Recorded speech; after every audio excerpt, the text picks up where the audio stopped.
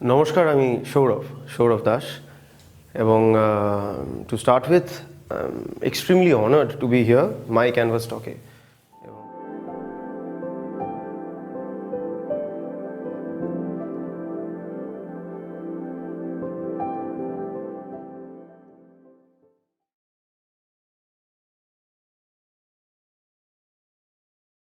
নমস্কার, আমি সৌরভ দাস এবং to start with extremely honoured to be here my canvas টকে। এবং সত্যি কথা বলতে এই 15 মিনিট যে আমি কথা বলবো, সেটা কী নিয়ে কথা বলবো আমি না কিছু ভেবে এসেছি, না এখনও জানি। বাট এটাই আমার ভালো লাগে, টু কিপ ইট রিয়েল। মানে কিছু আগে থেকে ভেবে আসলাম যে এই নিয়ে আমি কথা বলবো, তো সেটা আমার কখনোই পছন্দ হয়নি। যখন আমি অভিনয় করি তখন আমি কিছু ভেবে আসি না, স্পন্টেনিটিতে প্রচণ্ড বিশ্বাস করি। তো সেক্ষেত্রে এখন থেকে 15 মিনিট কী হবে আমি নিজেও জানি না। যাই হোক, তো টু স্টার্ট উইথ যেটা নিয়ে কথা বলা যায় সেটা হচ্ছে আমি কোথা থেকে এলাম আর কি, হঠাৎ করে কোথা থেকে উদয় হলাম আর কি। তো সেইটা in itself is not only 15 minute আর কি, সেটা বিশাল বড় একটা অধ্যায় আমার লাইফের। তো সেখানে শুরুতেই যেটা আমার মাথায় আসে সেটা হলো আমার বাবা মা। এবং আমি ভগবানে বিশ্বাসী নই, আমি বাবা মায়ে বিশ্বাসী। খুব একটা মানুষের কোট খুব একটা ফলো করি না, বাট পড়ি অবভিয়াসলি।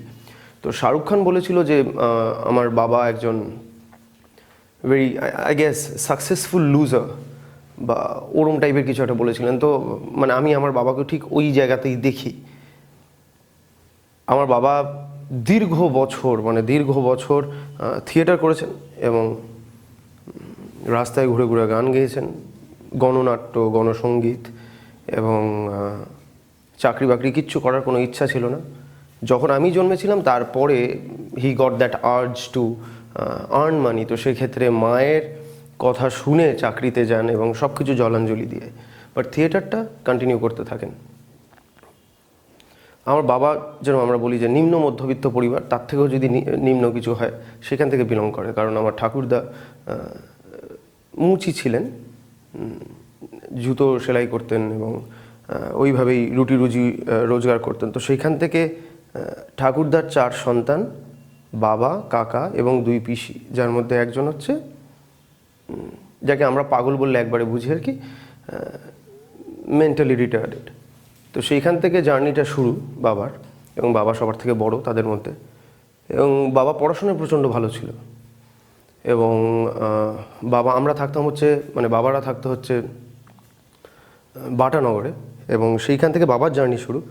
এবং বাবা পড়াশোনায় প্রচণ্ড ভালো ছিল। এবং আমার মনে আছে বাবা আমাকে একটা গল্প বলতো, যখন আমি অ্যাকচুয়ালি খুব খারাপ পড়াশোনায় ছিলাম, আমার পড়াশোনা ভালো লাগতো না, আমার একদম করতে ইচ্ছা করতো না। তো সেখান থেকে বাবা বারবার এই গল্পটা বাবার কাছ থেকে শোনা, যে বাবা কেন আমাকে এত নামি একটা স্কুলে পড়ায়, সাউথ পয়েন্টের মতো।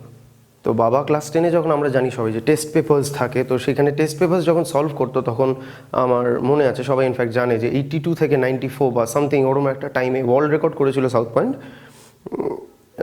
তার আগে থেকেই, মানে 1960s বা তারপরে থেকেই সাউথ পয়েন্টের নাম খুব হতো। কারণ হচ্ছে বলা হতো যে এশিয়ার one of the biggest school. তো সেক্ষেত্রে প্রথমে সলভ করতো বাবা যে পেপারটা, সেটা হচ্ছে সাউথ পয়েন্টের। এবং আমার মনে আছে যে বাবা যখন সলভ করে নিয়ে যেত স্কুলে, এবং সবাইকে হোমওয়ার্ক দেওয়া হতো যে তুমি কোন স্কুলের টেস্ট পেপার সলভ করে এসছো আমাদেরকে দেখাও। তো সবাই এই পাশের স্কুল তার পাশের স্কুল, কিন্তু বাবা সবসময় সাউথ পয়েন্টটা সলভ করে নিয়ে যেত। তো সেই কারণে অনেক টিচার বাবাকে কথা শোনাতো, ওই হয় না বামন হয়ে চাঁদ ধরার শখ টাইপস। তো বাবা তখনই মনে মনে ভেবে নিয়েছিল যে আমার হয়তো এখন একটা ডিম 4 ভাই বোনের মধ্যে ভাগ করে খেতে হয়, বা আমার কাছে কোনো ব্যাগ নেই বা জুতো নেই, মাথায় বই নিয়ে যেতে হয় স্কুলে। কিন্তু আমার যখন সন্তান হবে, যদি কোনো দিন হয়, মানে আমি তাদেরকে সাউথ পয়েন্টের মতো স্কুলেই পড়াবো, সাউথ পয়েন্টেই পড়াবো ইনফ্যাক্ট। তো সেক্ষেত্রে সেইখান থেকে তার স্ট্রাগল, সেখান থেকে সে আমাকে সাউথ পয়েন্টে ঢোকায়। কিন্তু আলটিমেটলি বাবার মতোই আমি একজন ফেলিয়ার তৈরি হই। আমি পড়াশোনায় খুব খারাপ ছিলাম এবং আমি ফেল করি, এবং কোনো রকমে আমি স্কুল পাশ করি। এবং এই সময় আমার মা, বাবা, দিদা প্রচণ্ড চিন্তিত হয়ে পড়ে যে ছেলে কীভাবে রোজগার করবে। আই অলওয়েজ নিউ যে আমি এমন কিছু একটা করব যেটা মানে আমি একাই থাকবো আর কি, আমার ধরনটা আলাদা থাকবে, আই এম ডিফারেন্ট, সেটা আমি সবসময় বুঝতাম। কিন্তু কী করলে আমি ডিফারেন্ট হবো বা কী করার জন্য আমি জন্মেছি সেটা কোনো দিন বুঝিনি। তো সেইখান থেকে আমার জার্নি শুরু হয় এবং বাবা মায়ের আমাকে বকা মার ধর এইসব শুরু হয়। ইনফ্যাক্ট টু দিস এক্সটেন্ট যে আমার 18 বছর বয়স হওয়ার পরই আমাকে ড্রাইভিংয়ে ভর্তি করানো হয়, যাতে অন্তত ড্রাইভিং করে আমি খেতে পারি, রোজগার করতে পারি। এবং আস্তে আস্তে চারিদিক থেকে এত প্রেশারে না, আমিও ভাবতে শুরু করি যে 16,000 টাকা বা 12 থেকে 16,000 টাকা পার মান্থ হলেই আমার দিন চলে যাবে।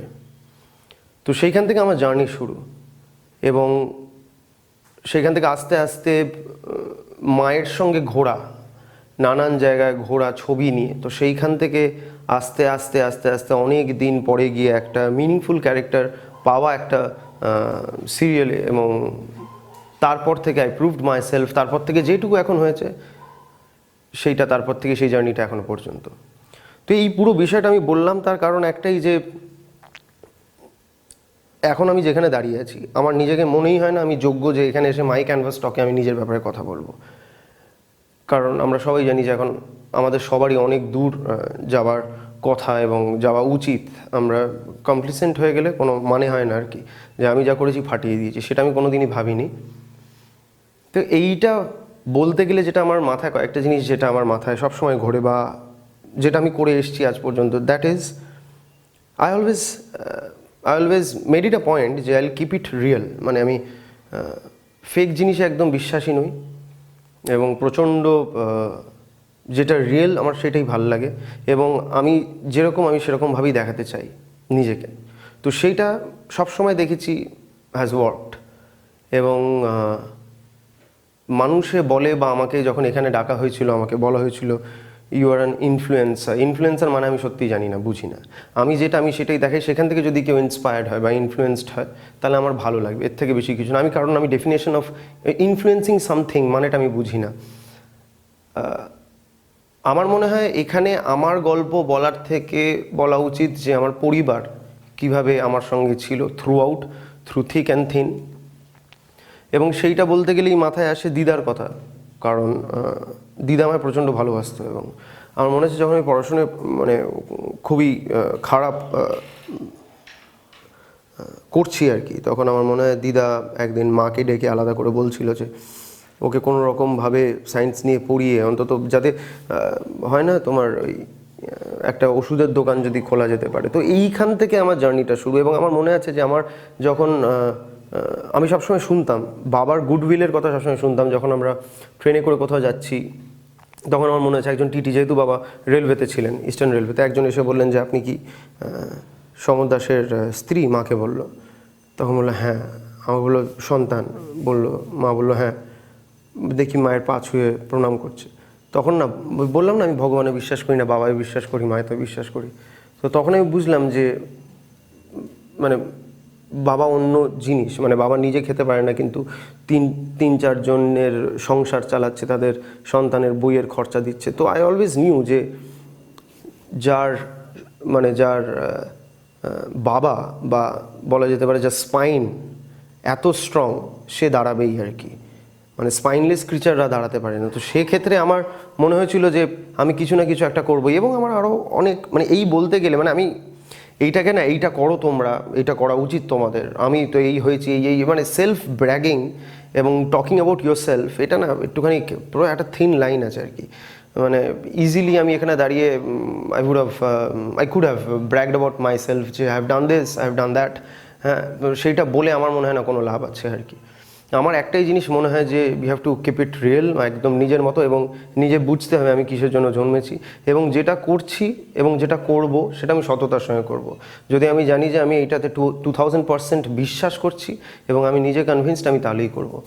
তো সেইখান থেকে আমার মনে হয় যে মানে আমার ইনফ্যাক্ট মনে আছে বাবার কথা, যখন আমি ক্লাস 11-এ ফেল করে যাই। আমাদের ক্লাসরুমটা ছিল, মানে আমরা এরকম করে সবাই বসে আছি, ধরো এটা classroom, you are the teacher, এই সাইডটা হচ্ছে একটা glass wall, and I could see, যখন আমি ক্লাসরুমে যখন বসে আছি ইনফ্যাক্ট, তখন দেখতে পাচ্ছি বাবা প্রিন্সিপালের সঙ্গে দেখা করছে, কারণ পুরোটাই কাঁচের। এবং আমি দেখতে পাচ্ছি বাবা প্রিন্সিপালের সঙ্গে কথা বলছে, বেগিং হিম যে আমাকে, যাতে আমার ইয়ারটা লস না হয়। এবং টু দিস এক্সটেন্ট, মানে I am not making it up, যে তার পা ছোঁয়ার মতো অবস্থায় গিয়ে এবং সে কোনো রকমের সরিয়ে দেয়। এবং তারপর বাবার ডিজেক্টেড ফাদার এরকম করে হেঁটে যখন সাইড দিয়ে চলে যাচ্ছে, মানে আমি জানি আমার বাবার কি কষ্ট হচ্ছে এবং আমার চোখ ফেটে জল বেরোচ্ছে। বাবা একবার আমার দিকে তাকাচ্ছে না, ডিজেক্টেড, মাথা নিচু করে অবস্থায় চলে যাচ্ছে, চোখ লাল তার, হি মাস্ট হ্যাভ ক্রাইড দেয়ার। মানে সেইটা যখন আমি দেখছি তখন আমার মনের ভেতরে আছে যে আমি ফাটিয়ে দেবো, আমি বাবা আমার জন্য গর্ববোধ করবেই একদিন, বাট হাউ সেটা আমি কোনোদিন জানতাম না। সো আমার একটা জিনিস আমি সবসময় বিশ্বাস করি, যেরকম আমার বেটার হাফ, মানে অনিন্দিতা যেটা একদম বিশ্বাস করে না, বা অনেকেই বিশ্বাস করে না, যে মানে আই কান্ট, মানে I could never forget what happened. মানে অনেকে বলে forgive and forget, move on, কিন্তু আমার দ্বারা জীবনে সেটা হয় না। আমার না সবসময় এটা কুড়ে খায়, এবং that helps me to perform better. আমি সবসময় যখন ধরো কোনো ক্রাইসিস সিচুয়েশনে থাকি, তখন আমার বাবার ওই চোখটা যে লাল হয়ে যেত যখন কাঁদতো, বা যখন আমার দিকে তাকিয়ে বলতো যে হোয়াট আর ইউ, তুই কী চাস লাইফ থেকে, কেন এত অপমানিত হচ্ছি প্রতিনিয়ত, প্রত্যেক দিন, হোয়াট ডু ইউ ওয়ান্ট। কারণ তখন ওই ফেজ অফ টাইম, ওই 18 বছর পর্যন্ত আমাদের তো শুধু পড়াশোনাই করতে হতো। তো সেক্ষেত্রে আমি পড়াশোনা পারতাম না, তো সবসময় অপমানিত হতো। তো তখন আমি ওই যখন ক্রাইসিস সিচুয়েশনে যখন কোনো অভিনয় করি, আমার কিচ্ছু ভাবতে হয় না, আমার কিচ্ছু করতে হয় না, আমার বাবার ওই চোখটা মনে পড়ে যায়, এবং তখন আপনি আমার অভিনয় বেরোয়। তো সেটাই আর কি, যখন এখন এত মানুষেরা ভালোবাসছে আমায়, এবং যখন মানুষেরা আমায় বলছে যে you are brilliant, you are different, you are a gem to this industry, এত বড় বড় কথা বলছে, কিন্তু আমার বাবাকে যদি জিজ্ঞাসা করা হয় যে সৌরভের যে এই জার্নিটা, এই 7 বছরের যে জার্নিটা, কি টার্ম করবে, হোয়াট উইল ইউ টার্ম, মানে এই ব্যাপারটাকে তুমি, বা what will you say about that, বাবা শুধু একটাই কথা বলে, মিরাকেল। এবং I too believe in that, যে ইট ইজ ট্রু, যে এটা পুরোপুরি মিরাকেল। কিন্তু একটা জিনিস যেটা আমি সবসময় বলে আসছি, যে I always wanted it to be real, আমি সবসময় রিয়েল রেখেছিলাম, এবং আমি সেরকমই ছিলাম। তো সেইটা, দ্যাট হেল্প মি আ লট। এবং এই গেল হচ্ছে মানে আমার জার্নি, বা আমার relationship with my father, my mother. এবং আরেকটা জিনিস সেটা বলা উচিত আর কি, আমার লাইফ নিয়েই যখন কথা হচ্ছে, তো সেটা হচ্ছে আমার বোন। She always was a brilliant support. মানে আমি সবসময় ফেল করতাম, বোন সবসময় সেকেন্ড হতো, ফার্স্ট হতো। তো আমার বাবা মায়ের সমস্ত আশা ভরসা সব কিছু বোনের উপর চলে যায় at a point of time. এবং ও না ওই বার্ডেনটা নিত, যে দাদা তোর যেটা ইচ্ছা করে সেটা তুই কর। এবং তারপরে দিল্লি ইউনিভার্সিটিতে পড়তে চলে গেল, শ্রীরাম কলেজে, এবং পিএইচডি করতে চলে গেল ইংলিশে। She is brilliant.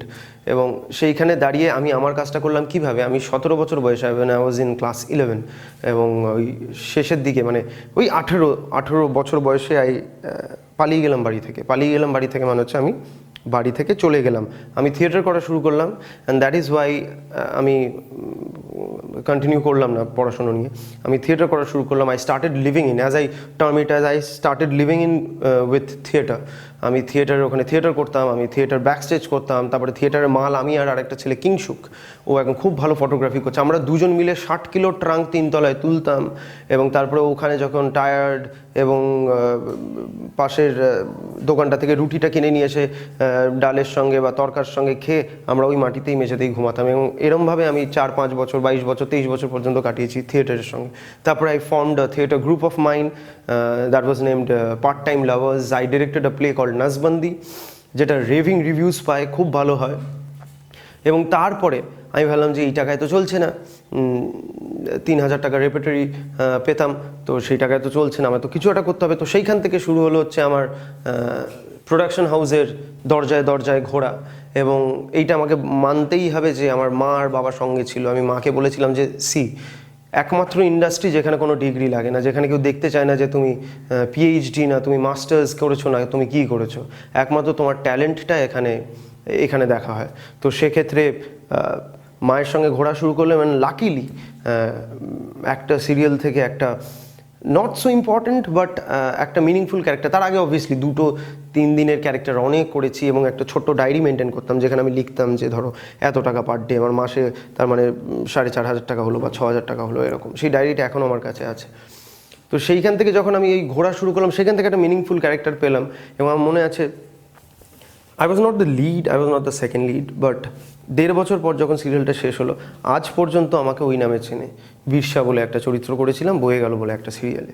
তো সেইখান থেকে আমি চোখের সামনে দেখলাম যে পর্ণশ্রীতে আমি থাকতাম, মামার বাড়ি ছিল, এবং সেইখানে পুরো পাড়া আমার সঙ্গে মিশতে দিত না, যেহেতু সবাই জানতো ফেলটুস বলে না, ফেলটু ছেলের সঙ্গে কাউকে মিশতে দেওয়া হয় না। তো সেক্ষেত্রে আমার মনে আছে যে আমাকে কেউ মিশতে দিত না, এবং তারপর যখন হঠাৎ করে দেখলো যে ছেলে ভালো অভিনয় করছে বা নাম হয়েছে, তখন সবাই বলছে যা সৌরভদার সঙ্গে গিয়ে mesh. So have seen it all. হ্যাঁ, তো সেটা আমার কোনো গ্রাজ নেই যে আমার সঙ্গে মিশতে দিত না, সেটাই তো বাড়াপ্পান। এখন ভালো লাগে যে আমার সঙ্গে বেরোবে, বা ব্রিলিয়েন্ট।